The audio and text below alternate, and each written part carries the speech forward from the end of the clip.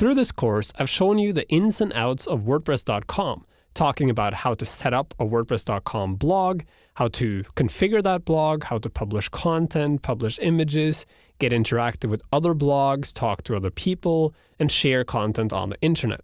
WordPress.com is what's called a cloud-hosted blog network, where millions of sites live together and share content between them, and they share a common platform. And though this has many benefits, it also has some definite drawbacks. For example, as you've seen as we've configured the site, you have limits to what you can do. You have upload limits for content, you can't publish your own videos without buying an upgrade, and you're limited to what themes and tools you can use. One example is a lot of WordPress sites that are self-hosted use really fancy plugins, but in WordPress.com, you can't add any plugins on your own.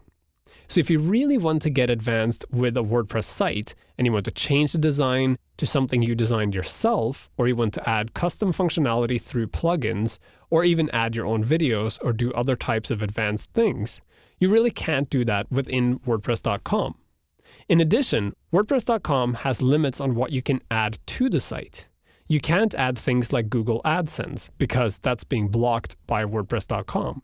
And though Automattic, the company that owns WordPress.com, is working on an advertising solution of their own, it's not the same as AdSense. That said, using WordPress.com, you're able to make extremely advanced websites that are hosted in a network that will automatically distribute your content out to the world and almost by default bring readers to your site. So it's one of those strange situations where you have to weigh the pros and cons. By being on WordPress.com, you get access to this enormous network of content and you get all the advanced features within WordPress.com. However, you are paying for that by either literally paying for upgrades and by limiting your functionality, especially when it comes to customizing how your site looks and behaves. So it's a toss-up. Do you go with the hassle-free WordPress.com with limited functionality but a great network? Or do you install your own version of WordPress on your own server and create your entirely customized site, but you don't have that same network to fall back on? If you want to go with WordPress.com, that's fine. If you want to go with self-hosting, that's also fine. It all depends on what you want to do and how much time you want to invest in it. Regardless, you'll end up with the same core experience because WordPress.com runs the same core software as a self-hosted WordPress site does. If you want to boil it down to a simple question, Morten, what do you use? My answer is not simple. It is, if I was going to make just a blog and I was going to blog about something at random that was more focused on the content and I didn't want to do any kind of management, I would be on WordPress.com. But because I'm a web developer and I want absolute control over everything I do, all of my sites are self-hosted WordPress sites.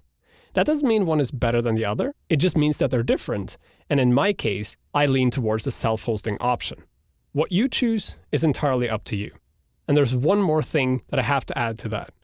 The good thing about WordPress is if you choose to go with WordPress.com now and later decide you want to move to self-hosting, or if you start with self-hosting now and you want to move to WordPress.com later, you can do so with minimal effort because WordPress is specifically designed to be able to port sites between WordPress.com and self-hosting and back again as easy as possible.